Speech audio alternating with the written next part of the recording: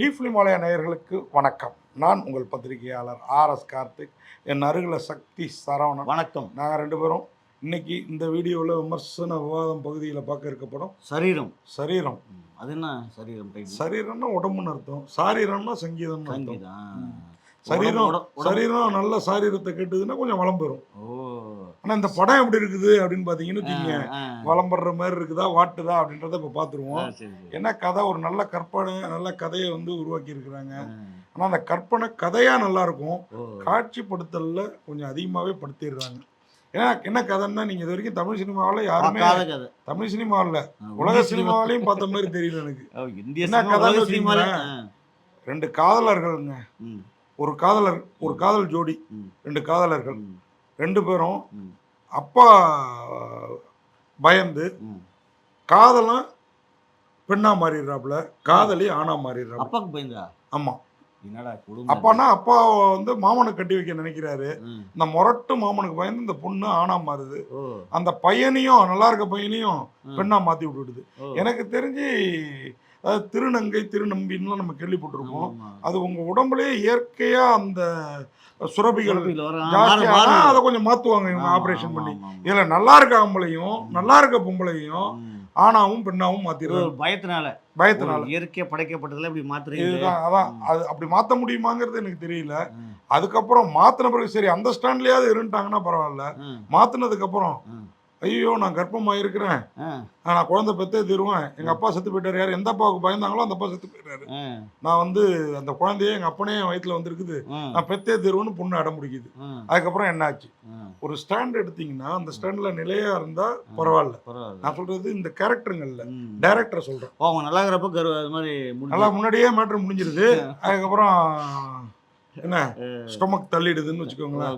இப்போ பொண்ணு வந்து மீசையோட ஆணா மாறிடும். அது வந்து ஷகிலா தான் இந்த படத்துல டாக்டர். நான் மற்ற கேரக்டர்லாம் சொல்றேன், ஷகிலா தான் வந்து டாக்டர். இது இந்த ஆண் பெண்ணா மாத்துறது, பெண் ஆணா மாத்துறது.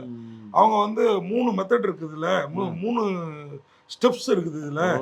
முதல் ஸ்டெப்ஸ் ஒரு இன்ஜெக்ஷன் போடுவோம், ஆம்பளைங்களுக்கு மீசை தாடிலாம் கொட்டிடும், பொம்பளைங்களுக்கு மீசை முளைக்க ஆரம்பிச்சிடும் அப்படின்றாங்க. அடுத்த ஸ்டெப்பு அது மாதிரி உங்க மார்பகம் வளர்ச்சி வரும் ஆணுக்கு, பெண்ணுக்கு வந்து உள்ள அமைங்கி போவோம். அதுக்கு அடுத்த ஸ்டெப்பு உங்க உறுப்பை வந்து மாத்திடுவோம் அப்படின்ற மாதிரி ஸ்டெப் பை ஸ்டெப். சினிமாவாக பண்ணது எனக்கும் தெரியல. ஏன்னா இது வந்து திருநங்கை திருநம்பிக்கை பண்ணுவாங்க. அவங்களுக்கு வந்து விதவிதமா சொல்லுவாங்க. அது வந்து ஆணா மாறுற பெண்ணுக்கு வந்து ஆண் உறுப்பு இல்லைனாலும் மாற முடியும், அந்த ஆணோட எண்ணங்கள்லாம் வந்துடும் அவங்களுக்கு. அது மாதிரி பெண்ணுக்கு இது வந்து உங்க உடம்புலேயே இயற்கையா நடந்தா ஓகே, போட்டா இது மாறும். ஆனா எண்ணங்கள்லாம் எப்படி வரும்? இந்த இன்ஜெக்ஷனே அவங்களுக்காக கண்டுபிடிக்கப்பட்டது தாங்க. அதுவே அப்படிப்பட்ட ஜோடியே நம்ம ஊரை விட்டு இது பண்ணி தான் அவங்க ஒரு கும்பலா அலையிறது. இந்த படத்துக்கு வந்து இவர் வந்து அந்த திருநங்கைகள்லாம் அழைச்சிட்டு வந்து நமக்கு ஃப்ரெஷ்ஷாக போட்டு காமிச்சாங்க. ஆனாலுமே அவங்க ஸ்டைல்லையும் ஒரு ஸ்ட்ராங்கா இல்லை இந்த படம். அதுதான் கொஞ்சம் வருத்தமா இருக்கு. நடுத்தரமா இருக்குது. தெரிஞ்சா பல பேர் போய் இன்ஜெக்ஷன் போடுவாங்களே. அதுதான் இல்ல, இப்ப நமக்கு பிடிக்காத, இப்ப உனக்கு என்ன பிடிக்கலன்னு வச்சுக்க, ஆனா வானா அழைச்சிட்டு போய் ஒரு இன்ஜெக்ஷன் போட்டுட்டா என் மோர கட்டிக்கு நான் பொண்ணா மாறணும் என்ன வருது? இந்த மாதிரி இருக்குது இந்த படம். ஆனா ஒரு வித்தியாசமான கற்பனை. அதான் நான் சொல்றேன், இது வந்து கதையா எழுதினப்போ ஒரு டிஃப்ரெண்டா தோணி இருக்கும். காட்சிப்படுத்தல் படமா பாக்குறப்போ யோ நல்லா இருக்கிற ஆம்பளையும் பொம்பளையும் ஆணாவும் பொண்ணாவும் மாட்டாங்களா, என்னையா இது கதை அப்படின்னு நின்று ஹீரோனா எதிர்த்து அடிப்பானா பொம்பளையா மாறுவானையா அப்படின்ற எண்ணம் வருது. அதுதான் இந்த படத்தோட பலவீனம்னு நான் நினைக்கிறேன். ஒருவேளை அதுதான் பலன்னு நினைச்சு இவங்க எடுத்திருக்காங்களா தெரியல. அது இந்த வாரம் ரிலீஸ் ஆன பிறகு, இன்னைக்கு ரிலீஸ் ஆன பிறகுதான் தெரியும். இந்த படத்துல ஜானி மாஸ்டர் ஒரு பாட்டுக்கு வராரு, மதுமிதா வக்கீலா. இந்த கதையை எப்படி திரும்ப ஸ்டார்ட் பண்றாங்க, இவங்க பீச்சில் வந்து விபச்சாரம் பண்ணியிருந்தாங்க, இந்த ஜோடியை பிடிச்சிட்டு வந்துடுறாங்க. நாங்க விபச்சாரம் பண்ணல, இந்த மாதிரி எங்க அப்பா அம்மா பெரிய பவர் உள்ளவங்க, அவங்க பையன் வந்து அனாதை பையன், அந்த பொண்ணு ஆதரவற்ற பையன். அந்த பொண்ணு வந்து எங்க அப்பா என்ன கண்டுபிடிச்சி வேற ஒருத்தர், எங்க மாமனுக்கு எனக்கு பிடிக்காதவர் கட்டி வைக்க பாக்குறாரு ஆரம்பிக்குது. இந்த மாமன் சொல்லி தான் மொத்த பணம், அவருடைய பணம், இதுக்காக தான் இந்த மொத்த போலீஸ் டீமும் இவங்களுக்கு ஆப்போசிட்டா இருக்கு. இதுல போலீஸா இருக்கிற மலைச்சாமி, அவர் தான் இந்த படத்தோட இயக்குனர். அவரோட ஃபுல் நேம் சொல்றேன் நானு. உண்மையாவே வித்தியாசமான முயற்சி ஜி. ஆனா இந்த வித்தியாசமான முயற்சியை காட்சிப்படுத்தல பாக்குறப்போ கொஞ்சம் படுத்திடுறாங்க. அதுதான் சொல்லணும். அதை வந்து டைரக்டர் மலைச்சாமி சொன்ன இல்லைங்களா, அதுக்கு முன்னாடி தர்ஷன் பிரியன், அவர் தான் ஹீரோ அந்த படத்துக்கு. நல்லா பண்ணியிருக்கான் அந்த பையன். அருமையாக பண்ணியிருக்காப்புல. சாமி விஜயலட்சுமி அவங்கள பார்க்குறப்ப ஏன் இந்த பொண்ணை ஹீரோவை போட்டிருக்காங்க, ஹீரோயினாக போட்டிருக்காங்க அப்படின்னு பார்த்தா கொஞ்ச நேரத்தில் அது ஹீரோவாக மாறிடுது. அதனால் போட்டிருக்கு. வில்லன் ஜே மனோஜ் அவர் தான் வந்து இந்த படத்தில் வில்லனா அந்த பொண்ணை துரத்திக்கிட்டே இருக்கார் தார் ஜீப்பில் பொண்ணு ஜோடியை. அது மாதிரி டாக்டர் ஷகிலா அருமையாக பட்டு நடிச்சிருக்காங்க. அவங்க பொதுவாகவே கொஞ்சம் அவங்க நீங்கள் வந்து அவங்கள பேட்டி எடுக்கலாம் போனீங்கன்னா கொஞ்சம் திருநங்கைகளுக்கு சப்போர்ட்டாக இருப்பாங்க. அதனால வந்து நமக்கு தெரிஞ்சு ரொம்ப அழகாக பண்ணியிருக்கிறாங்க. பாய்ஸ் ராஜன் தான் இதில் வந்து ஜட்ஜாக வர்றாரு. அவர் வந்து பயங்கரமாக பேசியிருக்கிறாரு. அது மாதிரி இந்த படத்துக்கு ஹீரோயினோட ஃபாதரா வந்து சுரேஷ், புதுப்பேட்டை சுரேஷ். அவர் நிறைய படங்களில் வில்லனாலாம் வருவார். அருமையாக நடிச்சிருக்கிறாரு. கௌரின்னு ஒரு அம்மா, அந்த அம்மா கேரக்டர்ல அவருக்கு ஜோடியா ரெண்டு ஜோடி அவருக்கு.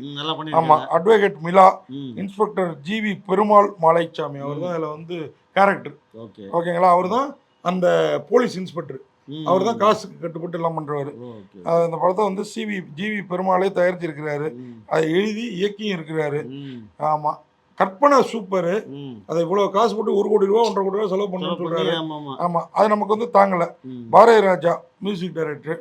ஓகே, அது மாதிரி. ஆமா, டிஓபி துரனோலா பாஸ்கர், கே துரனோலா பாஸ்கர், பரணிக்குமார் 2 பேர் டிஓபி. ஜெய் மனேஜர் டான்சர், அந்த டான்ஸ் மாஸ்டர் தான் இல்ல, அதனால தான் ஜானி மாஸ்டர் பண்ணிருக்காங்க. நல்லா பண்ணிருக்காங்க. ஒரு பாட்டு நல்லா குத்துப்பாட்டு ஒன்று இருக்குது ரிஷாவோட. எல்லாமே சிறப்பா இருக்குது. ஆனா இந்த கதை மட்டும் நம்மளால வந்து அவ்வளவா அடாப்ட் ஆக முடியல. நம்ம பொதுவாகவே இன்னமும் திருநங்கைகளை நம்ம சமூகத்தில் ஒருத்தராக பார்க்குற மனப்பக்குவம் நமக்கு கிடையாது. நம்மள மாதிரி கொஞ்சம் பத்திரிக்கை அந்த மாதிரி வந்தவங்களுக்கு வேணா அந்த மனப்பக்குவம் இருக்குது, பொதுமக்களுக்கு கிடையாது.